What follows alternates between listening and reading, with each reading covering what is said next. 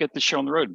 Today, I want to talk about not so much any objects themselves, but about how we present objects, how we see them both as we're designing a space, and then as we document it and present it to a studio head, to a client, to a contractor, whatever like that. And it's all done with views, which are different ways of looking at the model. And all of your views are listed here in the project browser.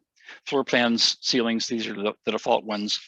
And then as we create other kinds of views, such as either rendered views or drafting views, those categories will be added to this list. So this is always current, and this is everything that we've got here. So just as a little preview, so I want to show you just a couple of options where we're going to get by the end of today. So we can present like this, the same without doing any Photoshop or anything. We can also present it like that. Turn on the materials and turn on shadows. Or we can show it with materials, or we can show it in 3D with shadows. Or, we could turn off the realistic part and go up to Sketchy Lines and enable Sketchy Lines and make them jitter a little bit. Now you print that and pretend you drew it by hand, and you can do that with the color involved. We just turn the color back on. All of the above. I just want to work through how we get to them so that you're in control of it, not sort of at the mercy of all the options. Let's start with 2D views. What we can do with them. And they are, as we know, floor plans. Let me get rid of these guys because those were the copies I made with the colors applied to them. That default template starts out with the first floor and a second floor called level 1 and level 2. In England, they call the ground floor, and the one above it, the first floor. So if you start watching any videos on YouTube done by English people, it's like that's the first floor, and this is the ground floor, or the whatever they call it.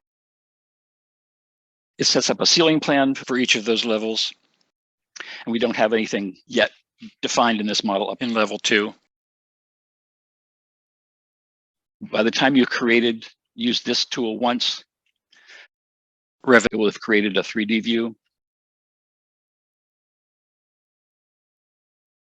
These 4 guys are set up already, and the idea is you sort of put your building in here, and then this not only indicates that there is a view there, this little triangle here, right, actually creates that view and is the way you get to see it. Double click it, and there you see that from the south.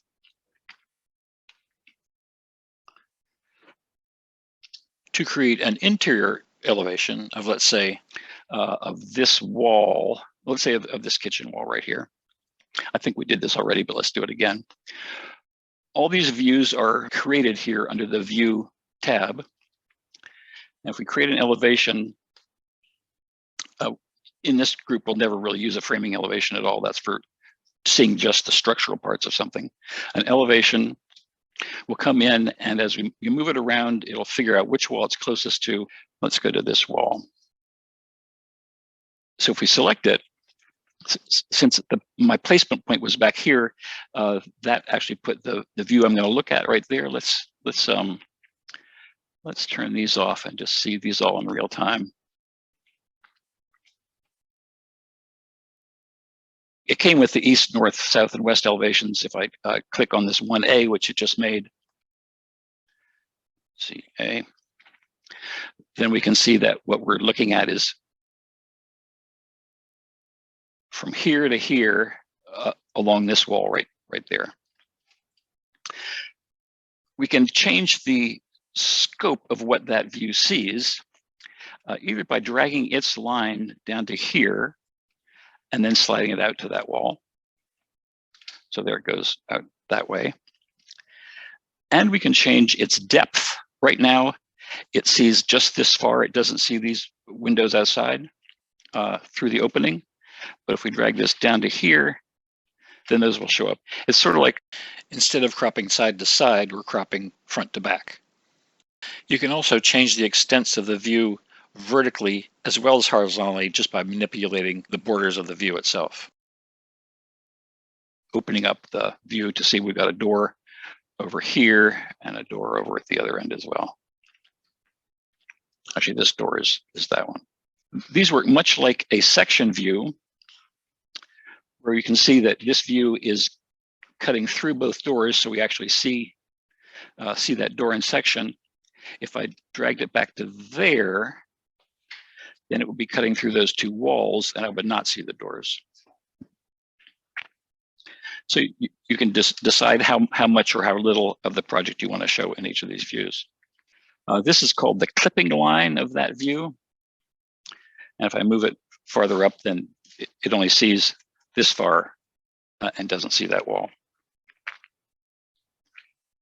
And exterior views work much the same way. For instance, if I erase this, watch what happens to my east elevation. If I select this and hit delete, east elevation will be deleted. Okay, so it's gone, and the view is gone from here. I can easily recreate that with elevation and just create a new one here. Revit can tell whether this is an interior or exterior elevation. And if it's exterior, it looks at your model and adds a little bit to the outside just to be able to see it. And if I go back to here by double clicking and it created elevation 2A, I can click on that and get to that east elevation. So Revit just creates them. That's what it does. That's part of this whole integrated building model where you don't have to draft anything. You have to model stuff accurately, but then Revit takes care of the 2D drafting parts of it. So there's floor plans and ceiling plans. Ceiling plans are a little different from the floor plans. Let's get rid of that.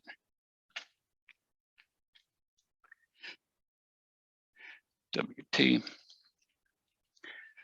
I'll hide this. If there's something in a view that you don't want to be there, either because of its category or because it's in the way. For instance, in the ceiling plan, I would like to keep these exterior elevation markers, but not have this one. You do this a lot. You can simply select this, right click, and say hide in view element. And that's out there, two of these guys, hide in view element.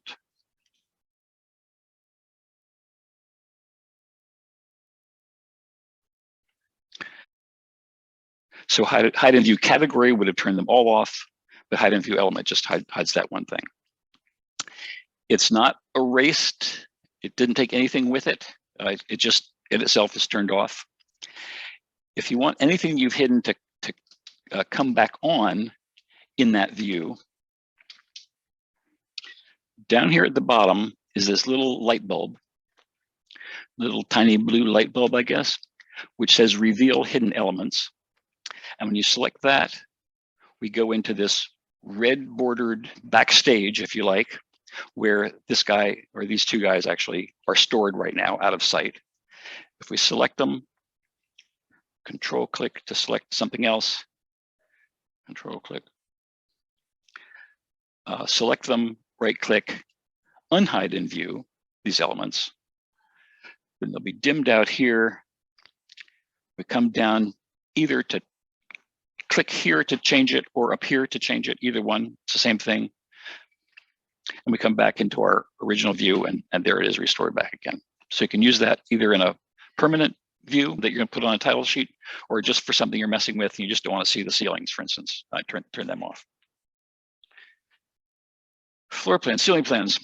Usually by convention, doors are not shown on the ceiling plans. But frankly, since ceiling plans are where I usually draw the lines to indicate which light fixtures are controlled by which switch, I usually show the doors so I can be sure to show that there's a light switch next to the door. And the thing to understand about a ceiling plan is it's a plan view sort of cut at 7'6" and looking up. So it misses the door. That's the point. It's not cutting the door. If in this view you want to turn the doors back on, each plan view has a vertical view range, top and bottom. And that's what is being set up in view range for this, right now for this one view range. And it shows that the cut plane is at 7'6". Now my doors, you know, 6'8" high. If instead of up here, I cut this wall here looking up, let's just say it's 6 feet, then the doors turn back on. So I can see where they are to locate my light switches. And maybe I'll turn them back off, but it's really helpful to the electrician to understand that kind of stuff. It's really a very useful tool. If you want to minimize them sort of jumping out like that, I mean, they're not really on the ceiling, they're, you know, sort of down there. We can affect all the doors at one time to like gray them out, halftone them, so they don't assert themselves so much. And again, in any view, and we'll be going down through these a little more, but this is sort of an overview. If I select one door and right click, instead of hiding the category in the view, I'm going to change how this whole category appears in this one view. This is just all view by view stuff. Override graphics and view by category. I want all those doors, regardless whether it's a closet door or a front door or a garage door. And I'm just going to say halftone. It's a bunch else we can do, but right now just halftone. Apply. Okay. And then they come out a lighter gray, so they're not so assertive, and you can do whatever else you want to do with the drawing. So a lot of control over what is shown, what is not shown, and how what is shown is shown.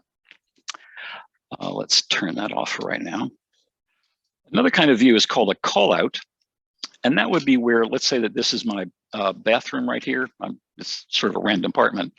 If that's my bathroom, and I would like to have a enlarged floor plan view of that, referred to here, and it tells me go look on sheet 7 or something or other. That's a callout. And it refers to, we're going to, as it says here, identify a part of the model that's going to be repeated, usually larger and in more detail than it is here. So callout. Just going to drag this like that. There is an option to do sort of funny shapes if you want, but let's just use a rectangle.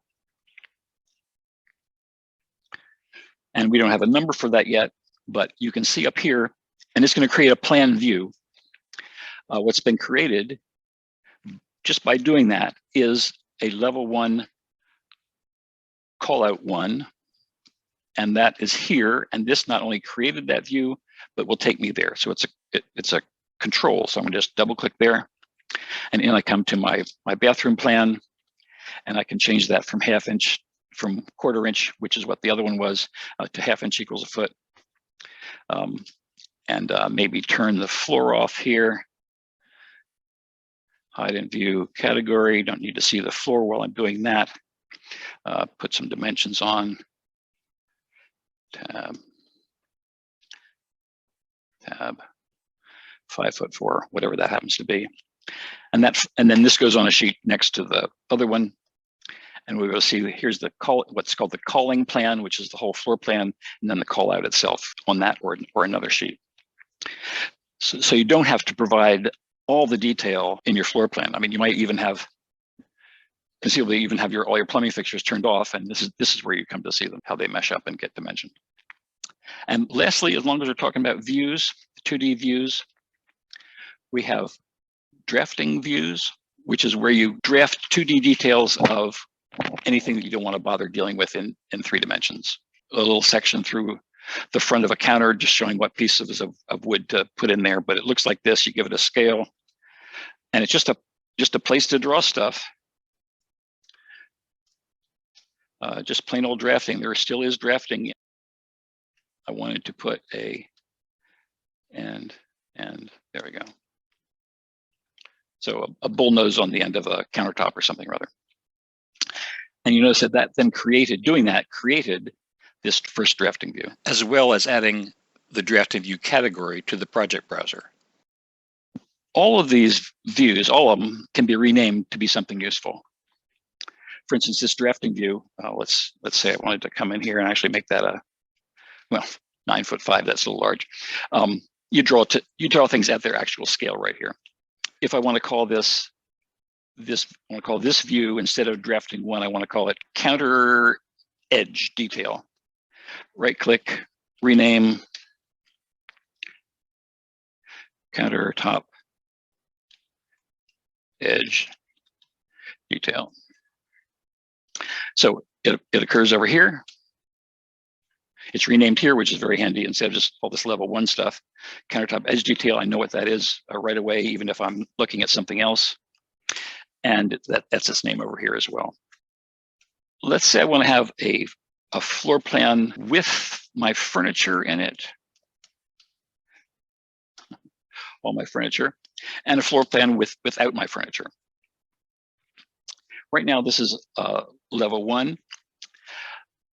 Let's say I want to rename this level 1 with furniture. I'm going to call this level 1 furniture plan.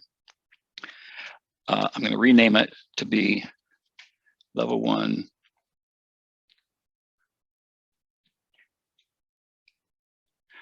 furniture plan. Do I want to rename the corresponding level and the views? The level is the flat plane, one for the first floor, one for the second floor. And generally, I say no to this unless there's a real reason to do it later on. So let's say no. So right now, these two, this is level 1 furniture plan. Let me fix that.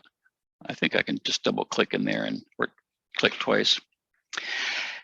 And if I want to have one with no furniture, let's just call it the framing plan for the carpenter who doesn't care about the furniture. I can right click, duplicate view. And then we have a couple of choices, 3 choices here. Duplicate with detailing will do exactly what's here with including the annotation, but not the callout, because that's linked to this view.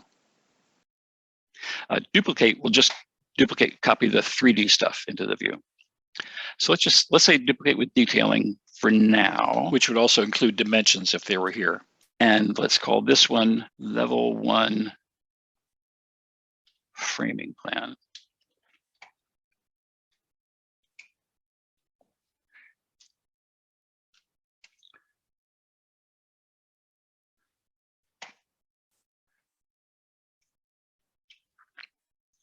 So in the framing plan, I want to turn off the furniture, for instance. So in this framing plan view, I will select one piece, right click, hide in view category. That goes away. Let's say he doesn't need to see this stuff as well. So I'll select those, right click, hide in view elements. So that's more like what the carpenter would need to see. And this is what now the furniture person, whoever is doing your furniture takeoffs, doesn't need to see this call out and doesn't need to see the this. If I delete this call out, then this call out view is going to go away. So I don't want to erase it. You know, this right here creates that view over there. So I'll just hide in view. Let's say elements, hide in view elements, hide in view elements. Hiding the elements is generally safer because there might be stuff that you haven't. It might be things that you come and put in later that don't appear because you turn their category off sometimes earlier. So I tend to do things piece by piece. So here's the furniture plan with the furniture on it and no dimensions, and the framing plan. We'll put some dimensions on here.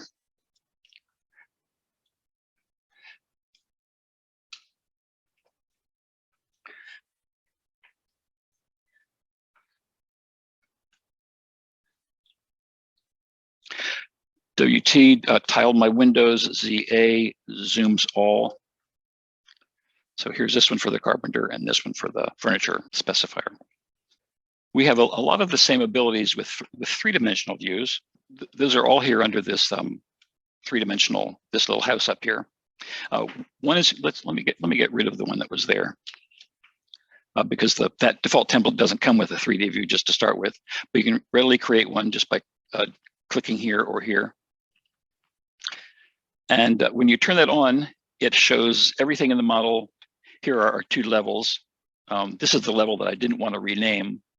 I just want it still be called level 1, even though this stuff is framing plan and furniture plan. So there are these axonometric or orthographic, whatever they are, not the perspective drawings, but the parallel projection is what they're really called. And we can turn things on and off in these just the same way that we did in the 2D views. For instance, I want to see down into this. I don't want to see all those ceilings that I put in Monday. So if I select the ceiling, right click, hide in view, the whole category, all the ceilings, then we can see down into the space. And the dimensions and things don't show up because those exist only in the view that they were created in. They don't travel with that three-dimensional model into other views.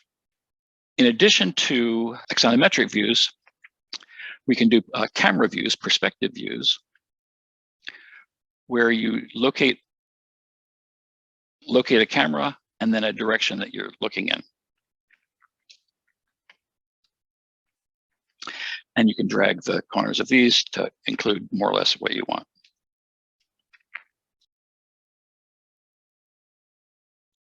And you can see what we're seeing. Here's the camera. Here's the direction we're looking in. Here's how far we're looking. So it saw to both corners of the, let's turn this off.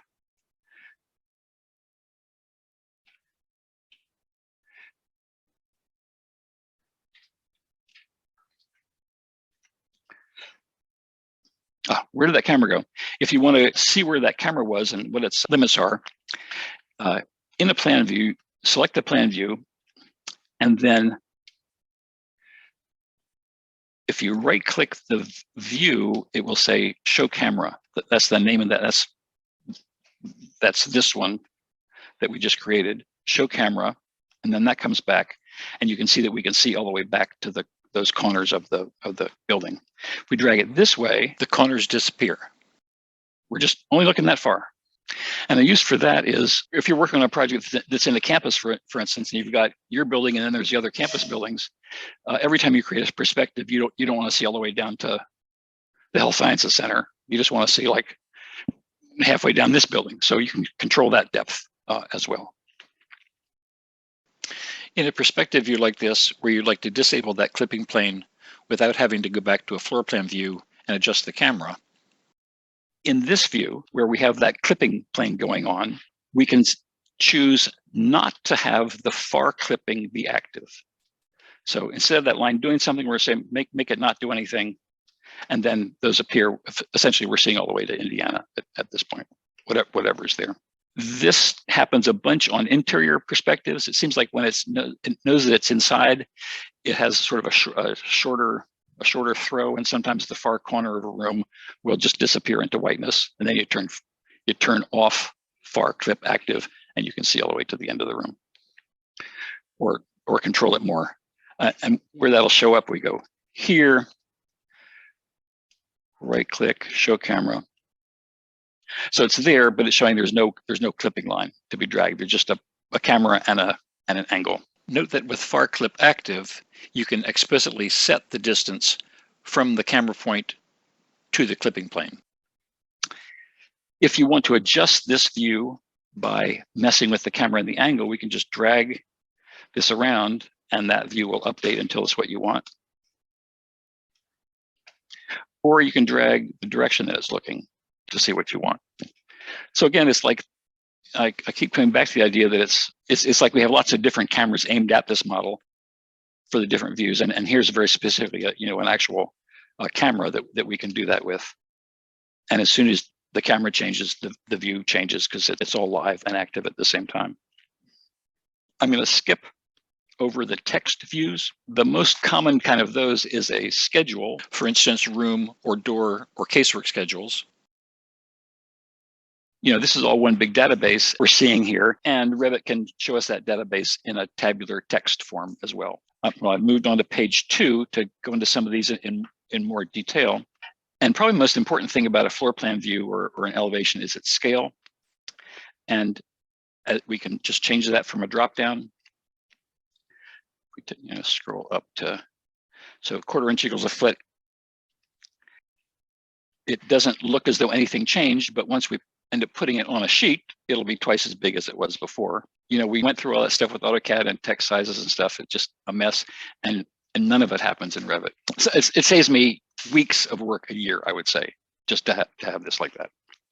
So view scale. Something else that doesn't come up too often is the question of how do you want to display the model elements in this view compared to the annotation ones? And what would be a good example for this? Display model normally Is the default for all views. I hardly ever use this, so I'm trying to think of a really good reason to do it.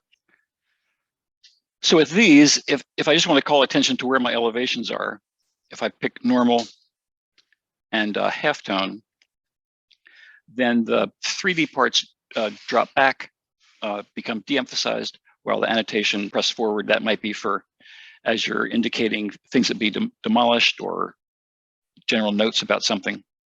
As I said, I really hardly ever use it. As we saw, we also have here the detail level, which at this point is coarse. But as that cranks up to medium and fine, we get progressively more information about what goes on in the walls. I would probably turn it to fine in that callout so I can see how those walls are put together. Here, coarse is okay. In addition to the hide mechanism, which sort of works well, hiding a category piece by piece by piece. We also have a large interface here under visibility graphics overrides, which ends up, if you get on the Revit news groups, it'll call that VGO or V/G. And that's a whole nother interface where you can just decide right from scratch. I don't want to see the ceilings. I don't want to see the doors. I don't want to see the floors in this view. And then those will all turn off. What's going to be helpful in terms of working with your AutoCAD drawing is if we go to visibility graphic overrides. So these are the model categories I was turning on and off. We can also turn on and off annotation categories, how the structural pieces interact with each other. But then under imported categories, we will see that we have the AutoCAD drawing listed. And if we open it up, we see all the layers in that AutoCAD drawing. So that's visibility graphic overrides imported categories. And so as I look down here, I see that I've got these AutoCAD doors are still turned on, that I traced over. So if I turn off the door layer in the AutoCAD import, I can apply that and turn them off. So you can leave on what you want or turn off what you don't want. And it might be that there's a lot of stuff in there, like old furniture or something or other you don't want to deal with. You just turn those layers off and not have to deal with it. And this is also helpful in Revit models where for instance, Schneider Hall, that you've built on top of an AutoCAD model. It might be there things that they're there in the AutoCAD model that you do want to see because you haven't modeled them yet, like stairs or bathrooms. So you leave those layers turned on and turn off the ones that you've already done. So you can sort of have it both ways. A lot of these effects can be stacked on top of each other as well. So I could be having these walls half-toned, but still be casting shadows and stuff from them.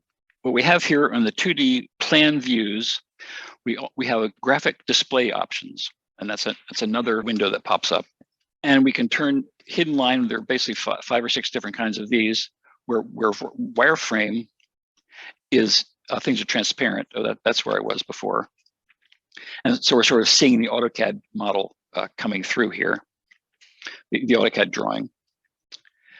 Graphic display options. Hidden line, this is where I work most of the time.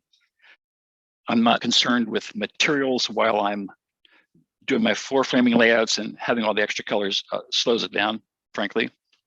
We can turn shadows on. 2 kinds of shadows. One is cast shadows, which are the sun ones.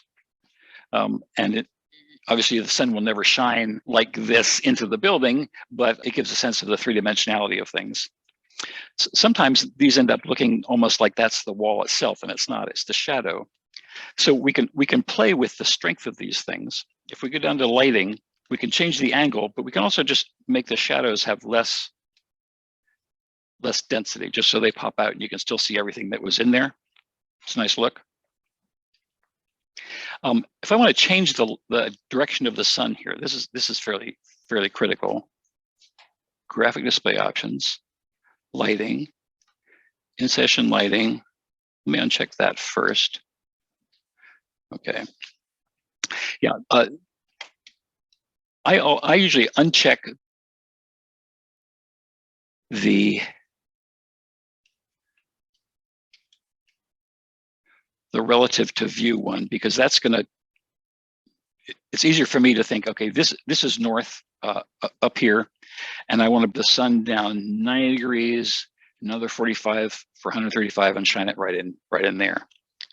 If I want it to be steeper, I can change this, let's say, to 60 degrees up off the horizon to get shadows that aren't as deep. Slight change of pace. Furniture plan. Let's say I want to be able to put my furniture here.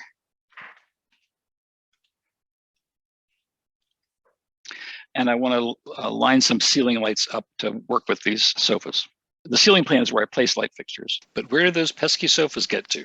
To see them, I'd like to be able to see the first floor sort of slid in underneath this. And we have a way to do that, which is called an underlay, which is really just like sliding another plan underneath your current drawing.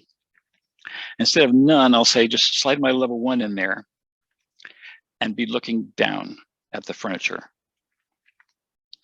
So then just lightly hidden in there is my floor plan. So I can see where the furniture is, so I can see where to put my light fixtures in this ceiling plan view. So architecture component, place component, load family, light fixture, lighting.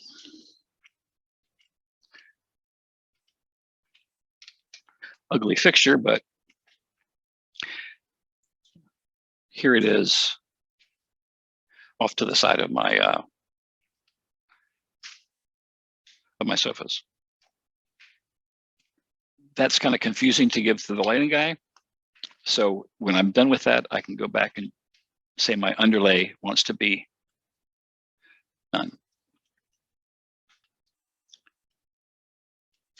When we go to place this on a sheet,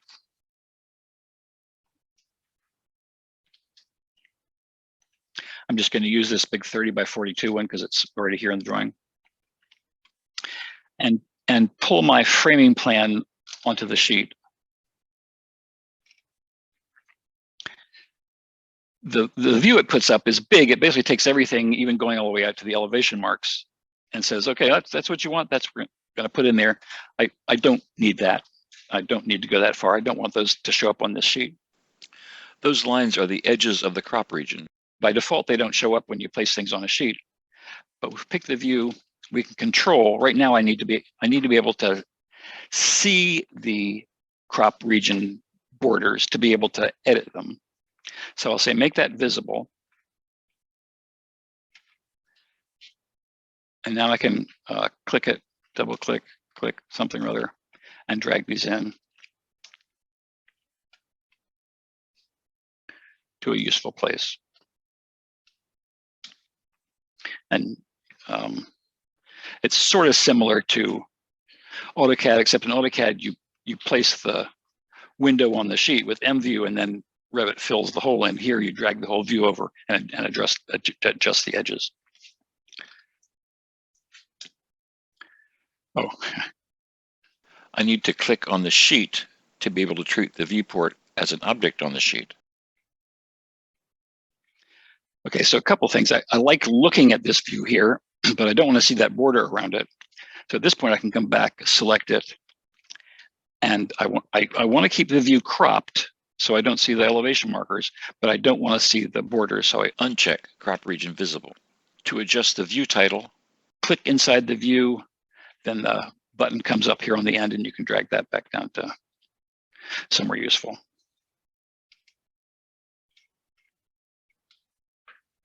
If for some reason you didn't want to show the kitchen on this plan, you can select the viewport,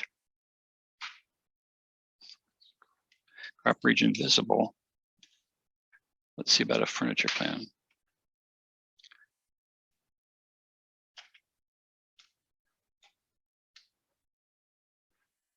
Oh, you got to double click it, and then you can draw the shape that you want.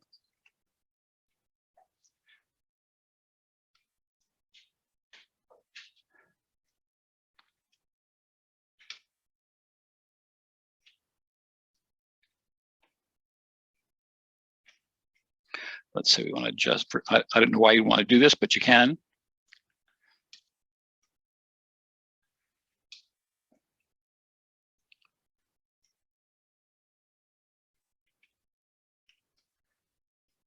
Now we'll place that on the sheet.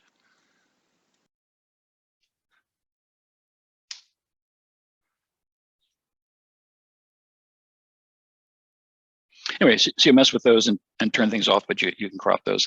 In fact, if you want, you can, that was the furniture plan.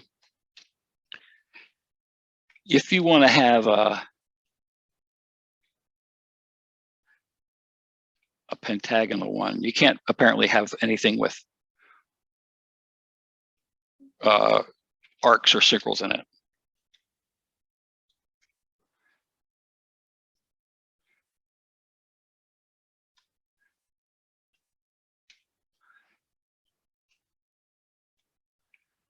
So look at our great bathroom. I mean, you could do some sort of a deal like that. You could also do it in Photoshop later on, but there that is. So you can crop it or not. You can have the frame visible or not, or you can choose not to crop the thing at all and come back to here. So it end up being a lot of ways to present stuff. You just have to figure out what works for your project. What are you trying to accomplish, and who you're trying to show it to. One last thing is each of these views has its own name here in the project browser. And those might be quite abbreviated. It might just be LVL1 EXG or something or other for first floor existing. If you want, you can pick a view and give it a different name here on the sheet, maybe more explanatory than it is back there. In fact, let's just do that. Let's just call this one fern. And internally that means the first floor furniture plan. We'll all sort with all the first floor stuff and then the second floor stuff if you work that way. But out on the sheet, one fern is not very helpful. Oh, that one fern is over here. Sorry, this one.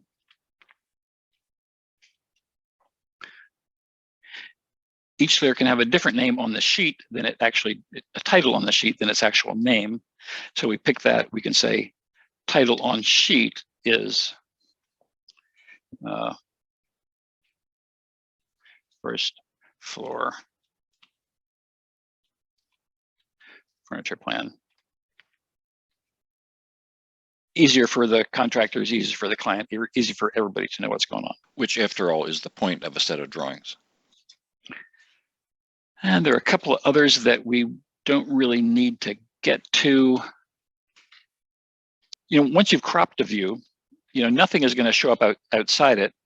So if I keep this view, framing plan view, cropped, but decide to hide the crop region, now I'm in the sort of funny position of this much of the screen is active, but out here I can't see what I'm doing. So let me just try to place a desk out there, a chair,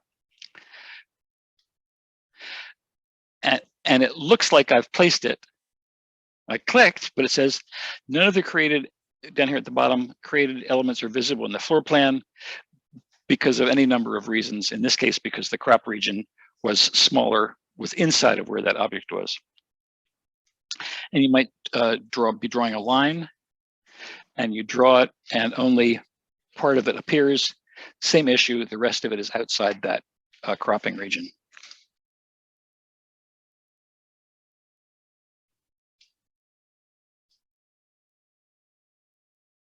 So here I have the crop region is visible, but I'm not actually cropping anything because these guys are out here.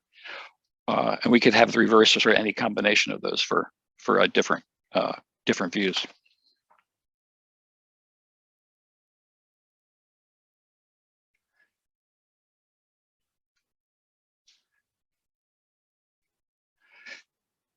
WT, CA. Okay, so that's my ceiling plan. One thing that is sort of a pain here, I find, is when you first start one of these programs, it just says floor plan level 1, level 2, ceiling plans level 1, level 2. And that way, I click this level 1 thinking I'd be getting a floor plan, but it's actually the ceiling plan. So this is one that I would like to rename, frankly. I would like to rename this whole view. So I see like level 1, select it, right click,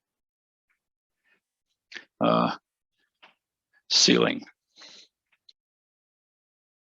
And it says, would you like to rename the corresponding level and the views? I don't want to rename my level 1, level 2, or those non-physical planes in space. So I'm really always going to say no to that. But now it does say level 1 ceiling, so I can tell what's going on up there when I have several of those open. And I would do the same thing for all of my views. A bunch of what was available here in properties. Some people don't like to have properties turned on, so it's also available down here for each view. If I bring up another call out, for instance, you'll notice that each of these views has its own view control bar. And some of them we've seen before, some of them are not available in properties. We have the scale, we saw that before. We have at the level of detail, we saw that before. And now let's look a little more at the visual styles. Wireframe is sort of where I work most of the time, either there or with the hidden lines removed. And those really show up most in 3D views, the differences between those. Sun path, we can skip that for now. Shadows, you could just turn them on and off with this toggle right here. Once we pick the visual style, let's say hidden line, so we have these 5 choices down here. Each of those then also has graphic display options, which are exactly the same as the graphic display options in properties, just all sort of tucked together here. That comes up, and we can turn the shadows on and off, or set the strength of the shadows lighter. This is exactly the same dialogue as we get over there. And I'm going to wait to really explore the different visual styles till we get to the 3D views, where it starts making some sense. One thing that's useful in these views, let's say I'm going to turn off this floor just because it's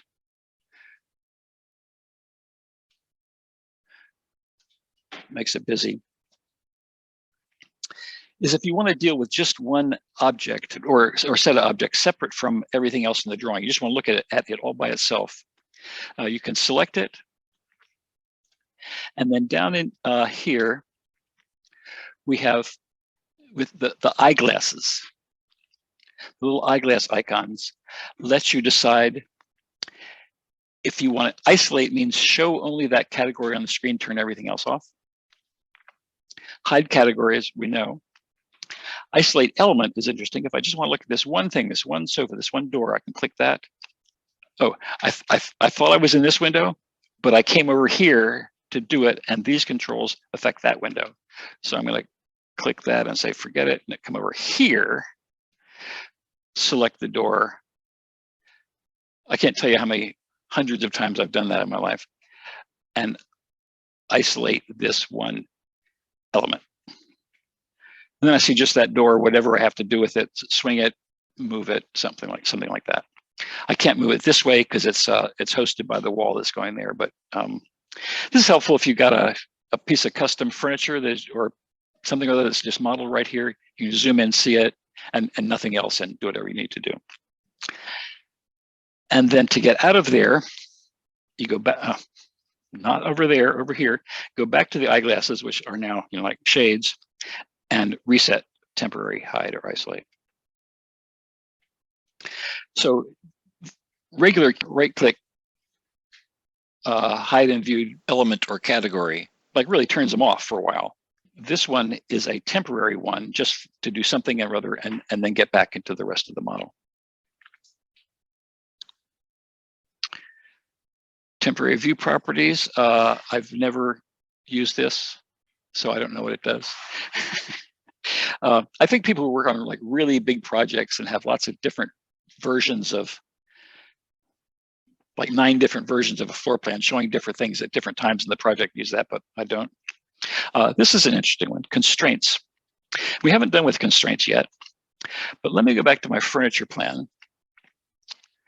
Level 2, level 1 furniture. And I'm gonna not crop that view. Let's say I always wanted these 2 sofas to be a certain distance apart. So if I do dimension, pick a sofa, click out here. If I then click that lock icon, they will now be locked 7 feet apart. So if I move this one, I move that one. If I move that one, they're still 7 feet apart vertically. And sometimes, you know, fairly complex systems, especially in structure, these are, you get a whole series of these. Doesn't come up in much of my work where things are fixed like that. These 2 sofas are said to be constrained to each other. And what this button down here is reveal constraints does is show you, get into this view, is show you in red what things are controlling which others, or which are linked. And sometimes it's a wall. Furniture always stays 4 inches off the wall. You set that as a constraint. Always have 4 inches so it can move back and forth along the wall, but not get closer and not get farther away from it. Turn that off. Okay, so that's just a toggle of showing restraints, not showing restraints. Just the way that the reveal elements, it's a toggle that takes you between 2 different views of the drawing. But let's look at the 3D views. It's more fun. Oh, here's something. If you've opened a lot of views and don't want to be bothered to like turn them off one by one, go to the one that you want to keep.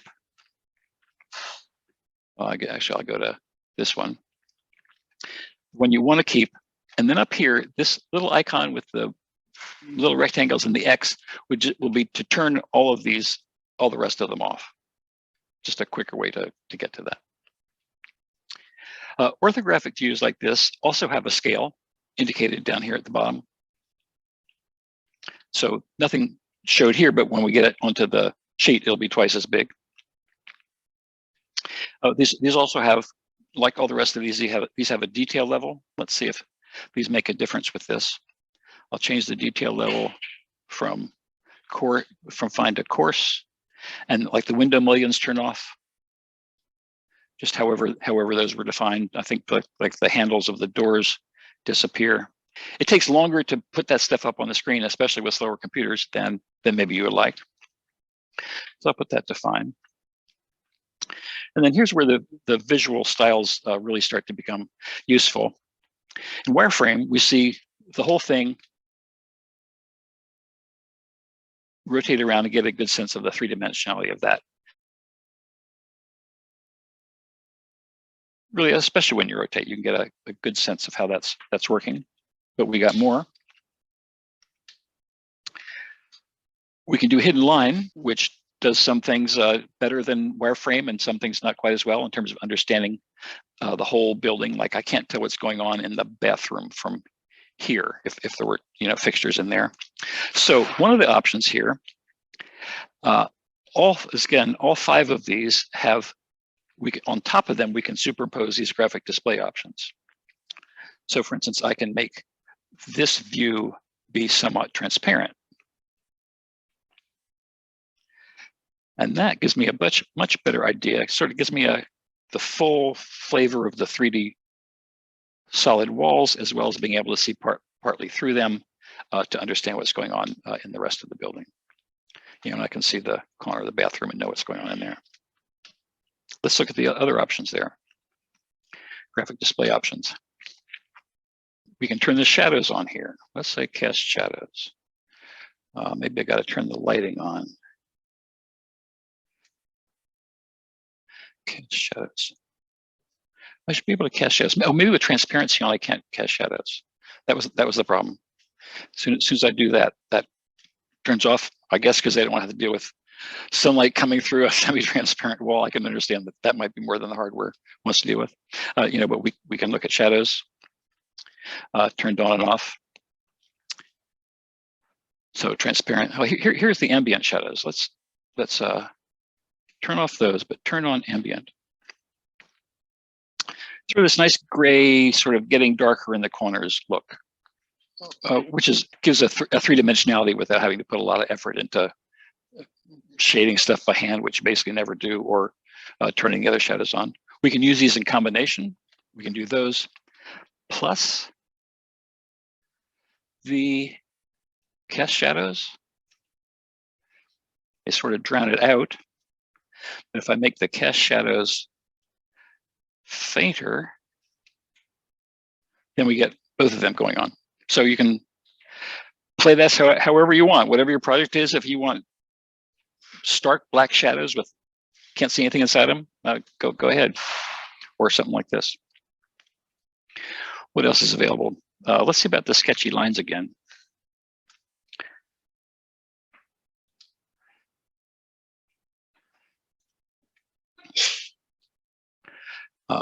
It can get a little crazy. They have a couple of settings. One is like how much do I shake, and another is how much do I leave out. And you can sort of play with those.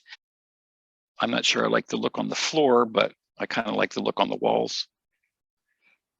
And you can still edit in this mode. It's pretty wild. Pick the wall and drag it in your sketchy line wall. Sketches along there. What else we got? I can't remember. Graphic display options. Oh, depth queuing is interesting. In elevations, if you've got a building with a lot of masses at different distances from the view plane, and you just plot it, and they'll all be the same line width because they're all the same kind of material. And it's hard to tell what the depth is. With depth queuing, as things get farther away, they get slightly dimmer, just sort of replicating aerial perspective. I really haven't used them in interiors at all, but you might give that a try. In fact, let's give it a try right now. Let's see, that one. That one.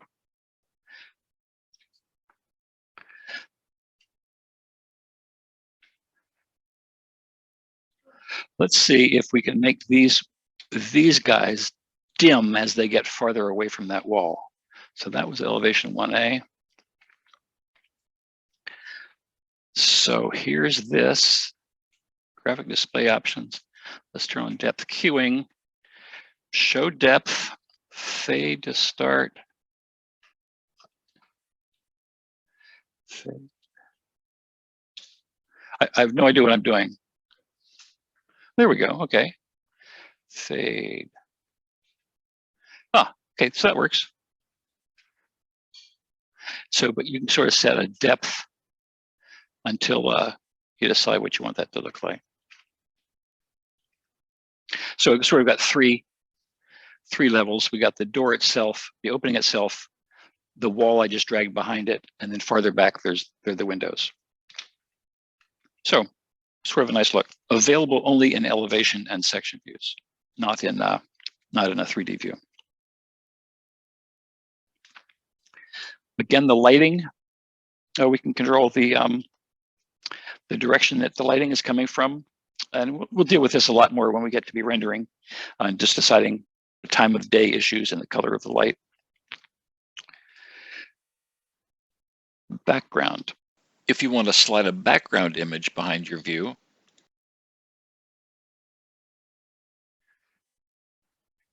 you can just go pick a desktop, see if there's some pictures here. Okay. Let's see what happens. Apply. So if you want to drag that in, if you're doing an elevation, this could be a mountain landscape or something behind it, just as part of that view. Any holes that you cut in this, you'll see through to that thing. More useful as a backgroundy kind of thing than as a figurative element like that. Getting some ideas. we'll see where all this goes. A lot of these are combinations I've never done before. This background can also be a couple of different things. It can be a gradient that goes from one color low to another color high. We'll just say apply that. And then as I change the view, we'll start bringing in the sky colors. I was expecting something a little different, but there's that. Getting darker as it goes down, lighter towards the horizon, and then sky up above. In a perspective view, you'd see the whole gradient from ground color to sky color. Background. Gradient, image. Oh, you can just put their sky in. I think there's a, yeah. That's not so great. With, let me turn Sketchy Lines off for a second. And go to a shaded view. With the colored views, we're applying a color to the objects. We have a choice between whether we show them with or without the lines that make up their edges. So this is, we get that black line on top of everything. If we turn that off, and again, it's not available in every view type, we can turn off showing the edges. So it'd be shaded, no edges, and just a different look for all that. A little more solid 3D looking than the ones that have the edges on them. Shaded and consistent are really not that different as far as I can tell. Shaded actually tends to use the materials that are there. Consistent colors sort of throws up something close. And realistic, we get the actual photographic textures of things that are associated with those materials. So like a cherry door and frame and a oak stuff there. So certainly free to use them. I don't want to mess with the materials, like changing this, this is sort of pink. I don't really like that, but I'm not going to worry about it this semester. Planning will present most everything in monochrome and really try to get a handle on that this semester. Okay, the only thing we haven't looked at in depth are 3D perspective views, camera views, and how these work in there, and especially how we navigate in that space. And that's what I'd like to take the next 20 minutes or so to think about, because I know you want to look at them that way. Let me take this back to, we can leave this one here. Furniture plan. So I've got sort of a long, skinny room here.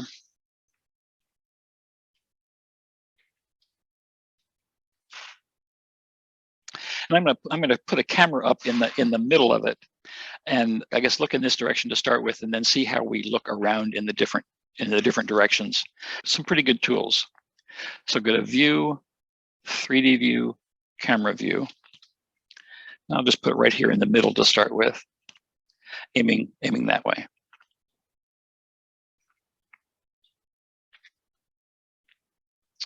Now, one of the issues with interior design and any sort of camera, whether it's a real camera or a virtual one like this, your lens is never quite wide angle enough to get everything in. So we can sort of do the equivalent of picture, picture, picture, and paste them together in Photoshop just by dragging the control out.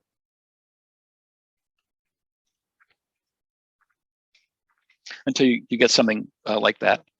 And the trick here is, as things get closer to the camera, they appear larger. And eventually you get something close that takes up the whole screen. So you need to think about locating your camera so you get as little perspectival distortion as possible. What we really want here is a way to, right here, just look around and see where we're getting. These 3D views behave a little differently whether the view is cropped or uncropped. So let's look at it with it cropped and understand what the different tools do. With it cropped, zooming in and out just changes the size on the screen. We're not in the view getting closer or farther away. When we're cropped, dragging with the mouse wheel just moves it back and forth on the screen. These controls are all summarized on the last page of the lecture notes. And this is the fun one. And then in here, shift drag moves you around like this, and it's pretty hard to predict where that's going. in a cropped view. You're sort of, what's all this about? So we're not going there. What we will be using, this is called the navigation bar, and you can turn it on with View, User Interface, Navigation Bar. What we're going to do is drag out, or this guy is called the full navigation wheel. Just click on it. And now it's giving us some tools to sort of enter into this space and pivot the camera around on the tripod or move the camera side to side. And let's just use the look one first. So with that here, we press on look and leave it pressed. And we can, this is just like, this is the exact equivalent of having a camera on a tripod and just pivoting around in a circle. So that's look.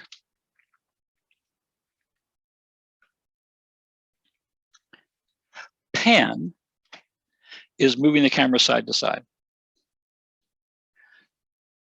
So all these work, you press and drag to make that thing happen. So we're just sliding on a line into the next rooms or outdoors. Just whatever that direction of sight is at 90 degrees to that. That will also move us up and down, up to the roof, down to the basement. Up, down does pretty much that same thing, but a little more slowly. I mostly just use the pan tool for all that kind of stuff.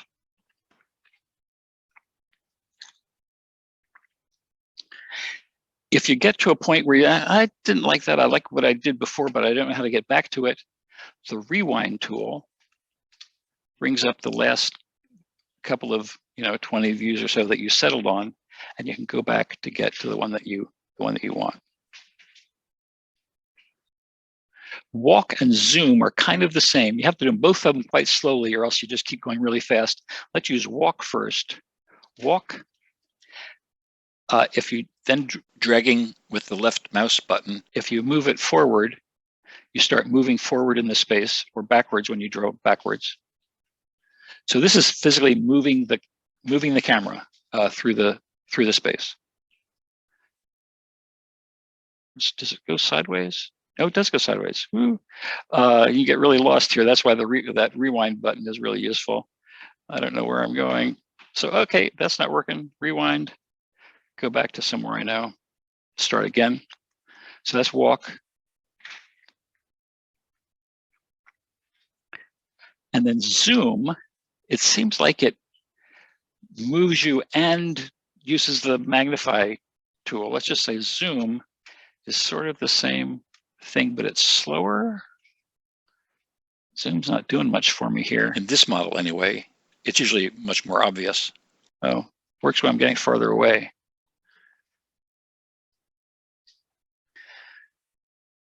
And then lastly, orbit. We saw how that works when you're outside a building. When you're inside a building, it works much like look tool, with the exception that if you select something and then use that tool, that stays at the center and you sort of revolve around it. And if you select something and then go up here and then do orbit, okay, that works. So you can see how that stays in the middle.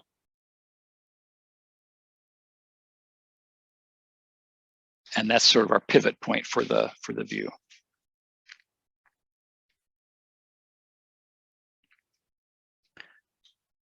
There's another way to access all these instead of going over to here, which is hold down it's like Shift W, brings up that wheel.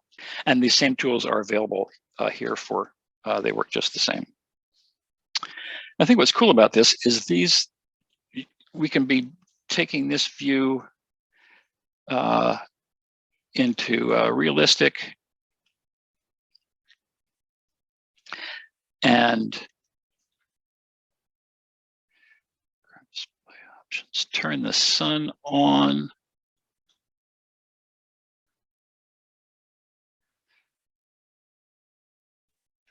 the sun's like behind us or something or other.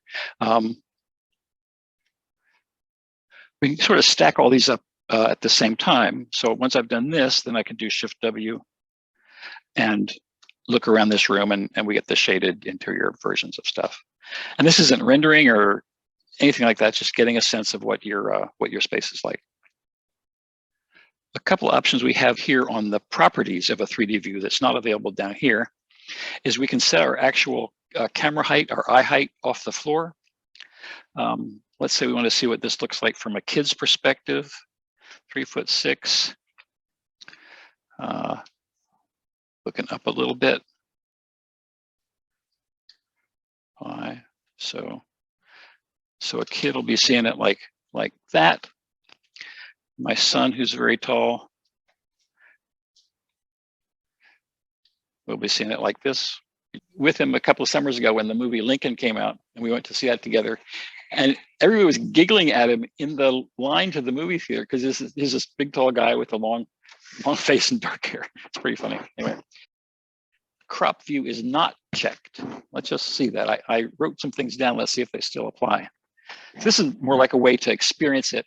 So in the crop view is how you really want to set things up, like just for to put it on a sheet and share it with somebody else. But you're always constrained by the edges and things, disappearing and stuff. With it uncropped, it's sort of like you're in the space. So I have to do Shift W now, bring up my tool, and use my look thing. I can see all the way around. I guess I thought I could keep on going, but that's as far as I can get. So that's one end of the room. I can't quite get out there. You can just start the look. You can just start doing it again and start doing it in sections. Click it again and take it around. There's some light coming in through the window. This is a case where, in terms of the lighting, as long as we're here,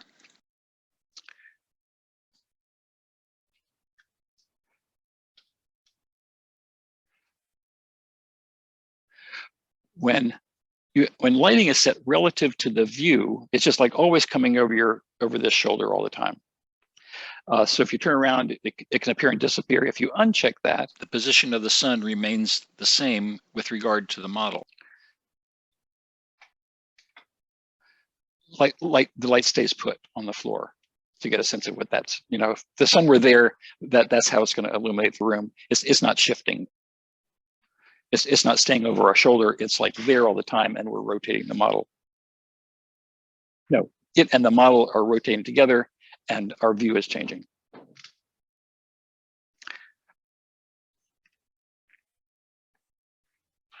Oh, orbit's nice. Look, orbit just lets you keep going around and around and around in circles.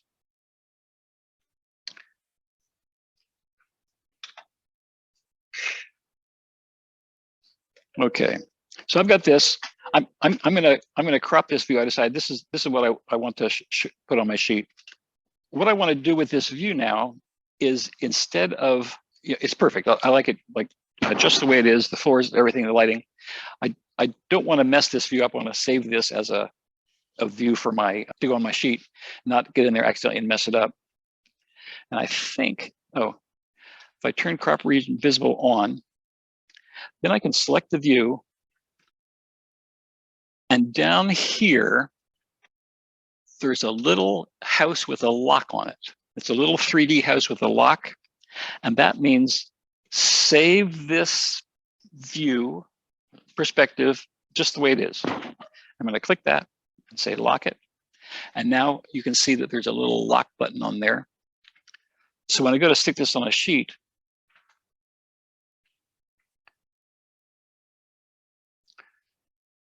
which one was that? 3D view 2, I guess. I'm going to put that on a sheet.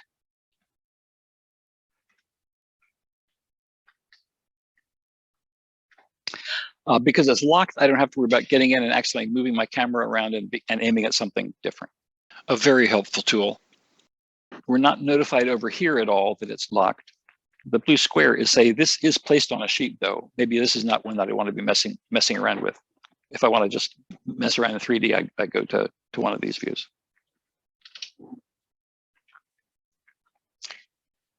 If you decide you really like this view right here, maybe I like the way that the colors are, the shading and all is turned on, I might just rename this one Hexa with shadows.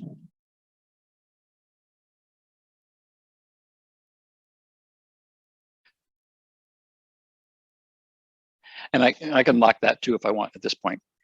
At that point, once I've renamed that 3D view with the squiggly brackets, if I go back to 3D view again, it'll create a new view back to our original orientation, and it will call that one now 3D. So it keeps creating those. You rename them, it just creates a new one and a new one and a new one each time.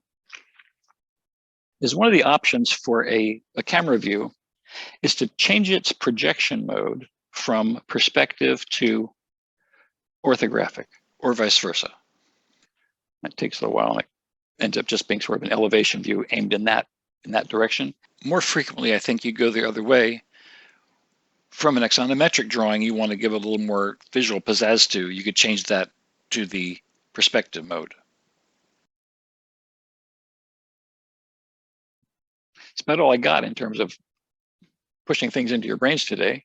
I hope it gives you a sense that, oh boy, we're doing a lot more than just floor plans. And I think especially the shaded perspective views, I mean, we can print this in color now, just part of your presentations. One of your decisions to make during your presentations will be, well, always is, how do you present your intent the best way? Is full color as much as possible the best way to show what you intend, or is just monochrome with shadows going to work out best? Lots of color and lots of graphic stuff has nothing to do with the integrity of your design or the usefulness of your design. What's going to show that the clearest? Is it an axo from above? Is it a perspective? Is it a bird's eye aerial perspective? Is it a series of views from inside going down? Well, you're not going to have any more halls. So interior views showing what those interior spaces are like.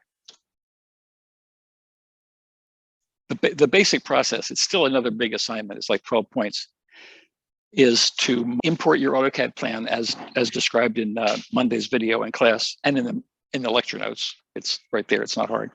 Put in a floor. Put in at least exterior, interior walls as two different wall types. And I said in the assignment, I'll be glad to help you figure out.